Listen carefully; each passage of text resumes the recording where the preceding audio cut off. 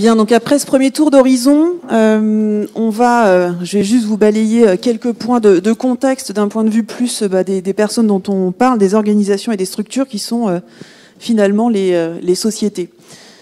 Et quand on écoute ce matin, donc pour ceux qui ont assisté aux différentes annonces et à la table ronde qui était donc organisée par France Num, on voit qu'il y a un vrai sujet autour de la sensibilisation, de la compréhension de l'impact du numérique, et puis de comment on y va, le chemin pour y aller, par quoi je commence. Et dans des TPE, PME, le dirigeant, il est couteau suisse, il fait beaucoup de choses, ou alors il y a des structures qui l'accompagnent, mais il faut savoir par où on va commencer. Les 3 chantiers de la transformation digitale, et je le suis moi-même vraiment confrontée à ce point-là quand je travaille avec les sociétés que l'on accompagne, c'est déjà cette vision de l'usage. C'est-à-dire que si je ne comprends pas l'un des premiers, où j'ai pas conscience en fait de à quel niveau, en termes d'usage pour mon client, ça peut avoir un impact, je vais avoir du mal à rentrer dans cette transformation et à donner cette dynamique. Donc cette notion de remettre le client au centre, ce qu'on appelle l'UX plus globalement, user-centric, c'est essentiel. Le deuxième point dans les freins, c'est qu'il faut qu'il y ait l'organisation, qu'on arrive à bouger l'organisation, parce que souvent, le digital vient mettre une couche de process, vient aussi peut-être changer des usages au sein de la structure. Et ça, c'est aussi un point, c'est qu'il faut accompagner le changement, il faut accompagner les organisations pour qu'elles puissent se mettre en mouvement. Donc ça, c'est un autre chantier de la transformation. Le troisième point, c'est que dans la transformation, on ne peut pas le faire seul. Donc il y a des parties prenantes. Ces parties prenantes, il faut trouver les bons partenaires. Et c'est pour ça qu'on nous sollicite, nous, aujourd'hui, en tant qu'activateurs, c'est qu'on a besoin de savoir expliquer, savoir démocratiser des sujets de digitalisation, donc à différents niveaux. Bien sûr, ça peut être sur de l'industrialisation, ça peut être sur du process commercial, ça peut être sur différents sujets. Mais il faut pouvoir, en fait, pour ces entreprises, complètement comprendre vers lesquels partenaires se tourner.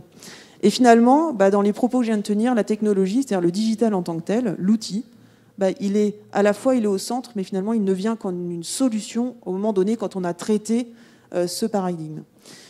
Donc l'objectif, c'est finalement d'innover. C'est soit les chantiers, souvent, c'est qu'on passe par une phase d'innovation. L'innovation, c'est qu'on vient de quelque chose qu'on connaissait et on va aller vers quelque chose peut-être qu'on connaît moins et qui va nous faire bouger les lignes. Et pour ça, les 4 points qui sont finalement à hauteur à peu près équivalente en termes de freins, et ça c'est vraiment ressorti aussi ce matin, c'est qu'il y a 4 choses très clés qui font qu'on a du mal à avancer quand on est TPE-PME. C'est d'une part la complexité, parce qu'en fait derrière numérique et digital, on peut mettre beaucoup de choses. Donc par quoi je commence ? Quand c'est vrai qu'on disait tout à l'heure, Laurent Prétreau disait, les sociétés qui ont déjà mis un pied dans le digital ont vu finalement leur performance, finalement elles ont un peu moins souffert. Parce qu'en fait, elles avaient déjà une conscience, elles avaient déjà un socle sur lequel se fonder, même si c'était une partie de l'entreprise ou un sujet qui avait été traité. Quand on n'a pas commencé, c'est difficile. Ce premier pas est difficile. La complexité. Le deuxième point, c'est vraiment les compétences internes, parce que c'est vrai que c'est des acronymes, c'est des termes, c'est des choix aussi qui peuvent être structurants sur la technologie. Donc c'est une vraie complexité que les dirigeants ont du mal à aborder. Le troisième point, c'est le manque de moyens. Donc là, on vient aussi de l'aborder avec les aides qui sont débloquées aujourd'hui. Mais on voit bien que c'est le troisième point. Enfin, il est finalement assez proche des autres freins. Et le dernier, la résistance au changement en interne, c'est que tout ça s'accompagne. Parce qu'encore une fois, on a beau mettre du digital, on a beau digitaliser, numériser, c'est l'humain, c'est toutes nos process internes, c'est la façon dont nos entreprises sont structurées qui font qu'on va finalement passer le cap pour réussir cette transformation. J'ai beau mettre un outil en place, si les équipes ne s'en servent pas, se l'approprient pas ou que ça ne correspond pas à l'usage exactement, c'est difficile.